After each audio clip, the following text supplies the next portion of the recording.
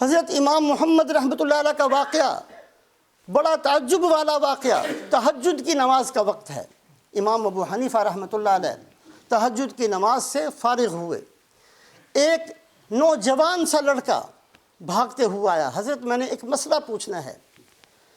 امام ابو حنیفہ رحمۃ اللہ علیہ دیکھتے ہیں کہ چھوٹا بچہ ہے، 15 سال تقریباً اس کی عمر ہے، یہ مسئلہ پوچھنے کے لیے تہجد کے وقت میں آیا۔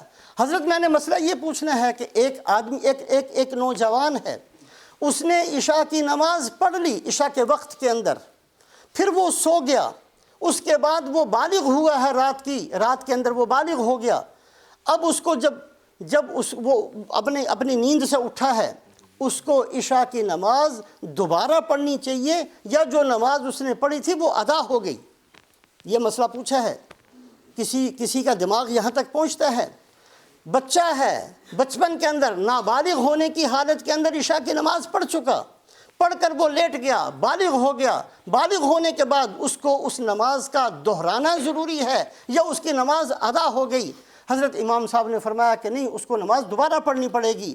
یہ ایسے ہی ہے جیسے کسی نے حج کیا ہو اور نابالغی کی حالت میں، اور پھر وہ بالغ ہو جائے اور صاحب نصاب بن جائے، اس کو دوبارہ حج کرنا پڑتا ہے، اسی طریقے سے اس نوجوان کو دوبارہ عشاء کی نماز پڑھنی پڑے گی۔ یہ اٹھے اور ایک کونے میں جا کر اپنی عشاء کی نماز کو دوبارہ پڑھا۔ امام صاحب نے فرمایا کہ اس لڑکے نے مسئلہ کسی کے لیے نہیں پوچھا تھا، اپنے لیے پوچھا تھا۔ امام صاحب رحمۃ اللہ علیہ کی خدمت میں آئے، میں آپ کے شاگردوں میں آنا چاہتا ہوں۔ امام صاحب نے فرمایا کہ میرے شاگردوں میں آنے کے لیے شرط یہ ہے کہ قرآن کا حافظ ہونا چاہیے۔ چلے گئے، ایک ہفتے کے بعد اپنے والد کو لے کر آئے اور کہا جی یہ میرا بچہ آپ کا شاگرد بننا چاہتا ہے۔ امام صاحب نے فرمایا کہ پچھلے ہفتے بھی بچہ آیا تھا، میں نے اس سے کہا تھا پہلے حفظ کر لو پھر میری کلاس کے اندر آنا اور میرے شاگردوں میں آنا۔ کہا جی ایک ہفتے کے اندر اس نے قرآن حفظ کر لیا۔ یہ امام محمد غلاموں کے خاندان سے ہیں، غلاموں کے خاندان سے ہیں۔ رسول پاک علیہ الصلاۃ والسلام کی تعلیم اور آپ کی تربیت نے کہاں پہنچایا ہے۔ حضرت عطاء ابن ابی رباح رضی اللہ تعالیٰ امام ابو حنیفہ کے استاد ہیں، غلاموں کے خاندان سے ہیں۔ حضرت امام اعمش رحمۃ اللہ علیہ امام ابو حنیفہ کے استاد ہیں، غلاموں کے خاندان سے ہیں۔ حضرت عبداللہ ابن مبارک رحمۃ اللہ علیہ بہت بڑے مجاہد بھی ہیں، بہت بڑے محدث بھی ہیں، غلاموں کے خاندان سے ہیں۔ حضرت عبداللہ ابن مبارک رحمۃ اللہ علیہ تشریف لائے، ہارون رشید کا زمانہ تھا، اتنا مجمع اکٹھا ہوا، حدیث پڑھانی شروع کی، حدیث پڑھاتے ہوئے چھینک آئی، الحمدللہ کہا، پورے مجمع نے یرحمک اللہ کہا، اتنی بلند آواز ہوئی، اتنا شور پیدا ہوا کہ ہارون رشید ہتھیار باندھ کر کھڑا ہو گیا کہ شاید میرے ملک میں بغاوت ہو گئی ہے، پتہ کرو کیا ہوا، اتنا شور ہوا۔ بیوی نے کہا اصل حکومت تو عبداللہ ابن مبارک کی ہے۔ لوگ تھے جو بیٹھے ہوئے تھے، چھینک کا جواب دیا ہے، اگر تمہیں چھینک آ جائے تو گھر والے نہیں بولتے۔ یہ غلاموں کو اتنا بلند کیا ہے حضرت محمد صلی اللہ علیہ وسلم نے۔ تو آپ کا مبارک نام ہے کفیل اور آپ کا ایک مبارک نام ہے اجیر۔ اجیر کا معنی دوسروں کو پناہ دینے والے، نیچے سے اٹھا کر بلند کرنے والے۔ کہاں تک پہنچایا ہے حضرت محمد صلی اللہ علیہ وسلم کی تعلیم نے؟ پوری اسلامی تاریخ کے اندر 80 سال ایسے گزرے ہیں کہ غلاموں نے حکومت کی ہے پوری امت مسلمہ پر۔ خاندان غلامہ تاریخ کا ایک سنہری باب ہے، غلاموں کی حکومت۔ یہ غلاموں نے حکومت کی اور پوری امت نے ان کی حکمرانی کو قبول کیا، تسلیم کیا۔ ہندوستان کے اندر سلطان التمش رحمۃ اللہ علیہ، کتنا بڑا نام ہے، رضیہ سلطانہ ان کی بیٹی تھی، سلطان التمش رحمۃ اللہ علیہ، کتنا بڑا نام ہے۔ اس زمانے کے اندر حضرت خواجہ قطب الدین بختیار کاکی رحمۃ اللہ علیہ انتقال کا وقت آیا، لوگوں کو سب کو بلایا، وصیت کی، دیکھو اب میں مرنے والا ہوں، میری نماز جنازہ وہ آدمی پڑھائے جس نے ساری زندگی تہجد نہ چھوڑی ہو۔ کون وصیت کر رہے ہیں؟ قطب الدین بختیار کاکی رحمۃ اللہ، اتنے بڑے اللہ والے۔ آج بھی دہلی کے اندر قطب مینار ان کے نام پر بنایا گیا، ان کے مزار کے قریب ہی ہے۔ میری نماز جنازہ اس آدمی نے پڑھانی ہے جس نے ساری زندگی تہجد نہ چھوڑی ہو۔ دوسرا کام، میری نماز جنازہ اس نے پڑھانی ہے جس نے عصر کی سنتیں نہ چھوڑی ہوں، میری نماز جنازہ اس نے پڑھانی ہے جس کی تکبیر اولیٰ کبھی فوت نہ ہوئی ہو۔ یہ 3 کام ایسے ہیں بڑے سے بڑے لوگ بڑی مشکل ہے کرنا ان کو۔ اب نماز جنازہ تیار ہے، اعلان ہو رہا ہے کہ بھائی کوئی بندہ ایسا ہو تو آگے آئے نماز جنازہ پڑھائے۔ وصیت تھی، اس کا مطلب یہ ہے کہ کوئی بندہ ہے ضرور ایسا، ورنہ ایسی وصیت بزرگ نہ کرتے۔ اللہ والے ہیں، بہت بڑے اللہ والے ہیں، اتنی بڑی وصیت کر کے گئے۔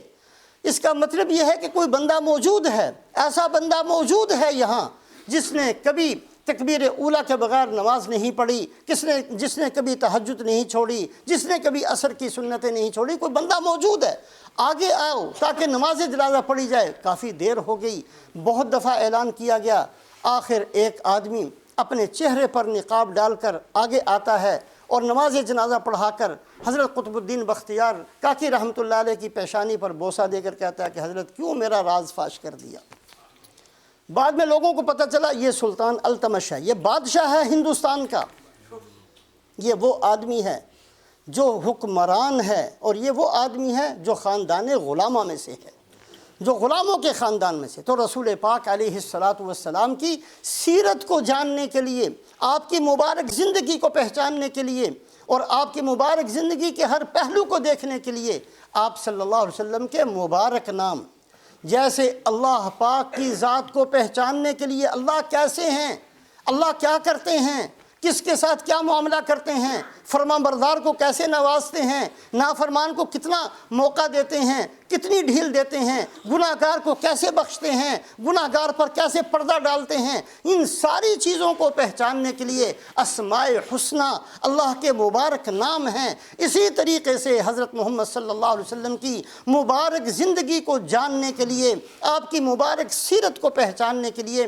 رسول پاک علیہ السلام کے مبارک نام، اور یہ 2 نام صرف ابھی، ایک نام ہے کفیل، دوسروں کا بوجھ اٹھانے والے، اور ایک نام ہے اجیر، دوسروں کو پناہ دینے والے، نیچے سے اٹھا کر امت کے سر کے اوپر بٹھانے والے۔ یہ حضرت محمد صلی اللہ علیہ وسلم کی مبارک تعلیم ہے۔ صرف نعرے مارنے سے کچھ نہیں ہوتا، زندگیاں بدلنے کا ارادہ کریں، زندگی بدلیں۔ حضرت محمد صلی اللہ علیہ وسلم جو دین لے کر آئے ہیں وہ دین ہمارے اندر آنا چاہیے، جو سنتیں ہمیں فرمائی ہیں اس پر ہماری زندگی گزرنی چاہیے۔ جس طریقے سے رات گزارنے کا حکم دیا ہے ویسے ہماری رات گزرنی چاہیے، جیسے دن گزارنے کا حکم دیا ویسے ہمارا دن گزرنا چاہیے، جیسے کاروبار کا حکم دیا ویسے ہمارا کاروبار ہونا چاہیے، جیسے غمی اور خوشی کا حکم دیا اس طریقے سے غمی اور خوشی ہونی چاہیے، تاکہ کل قیامت والے دن اللہ کے نبی صلی اللہ علیہ وسلم پہچانے کہ ہاں یہ میرا امتی ہے، میں اس کو پہچانتا ہوں۔ صحابی آئے رسول پاک علیہ السلام کی خدمت میں، یا رسول اللہ میدان حشر کے اندر تو ساری انسانیت موجود ہوگی، ساری انسانیت، اس میدان حشر کے اندر حضرت آدم علیہ السلام کی امت بھی ہے، حضرت ابراہیم علیہ السلام کی امت بھی ہے، حضرت نوح علیہ السلام کی امت بھی ہے، حضرت ہود علیہ السلام کی امت بھی ہے، ماننے والے بھی ہیں، نہ ماننے والے بھی ہیں، انکار کرنے والے بھی ہیں، ستانے والے بھی ہیں، ساری انسانیت موجود ہوگی۔ کیف تعرفنا یا رسول اللہ، اے اللہ کے رسول آپ ہمیں کیسے پہچان لیں گے؟ کیسا سوال، یا اللہ کے نبی کیسے پہچانیں گے؟ کیسے پہچان؟ یہ نہیں فرمایا کہ جو نعرے مارے گا اس کو پہچانوں گا، یہ نہیں فرمایا، فرمایا میں پہچان لوں گا تمہارے اعضائے وضو کی وجہ سے، وضو کے اعضاء تمہارے جو وضو کے اندر دھوتے ہو، تمہارے اعضاء جو وضو کے اندر دھلتے ہیں وہ چاند کی طرح روشن ہوں گے، صرف میں نہیں بلکہ ساری انسانیت پہچانے گی۔ یہ سکھایا اللہ کے نبی نے۔ اللہ کے نبی صلی اللہ علیہ وسلم کی سیرت کو اختیار کیا جائے، آپ کی مبارک زندگی کو اختیار کیا جائے، آپ کے لائے ہوئے دین کو اختیار کیا جائے۔ اللہ پاک ہم سب کو عمل کی توفیق نصیب فرمائے۔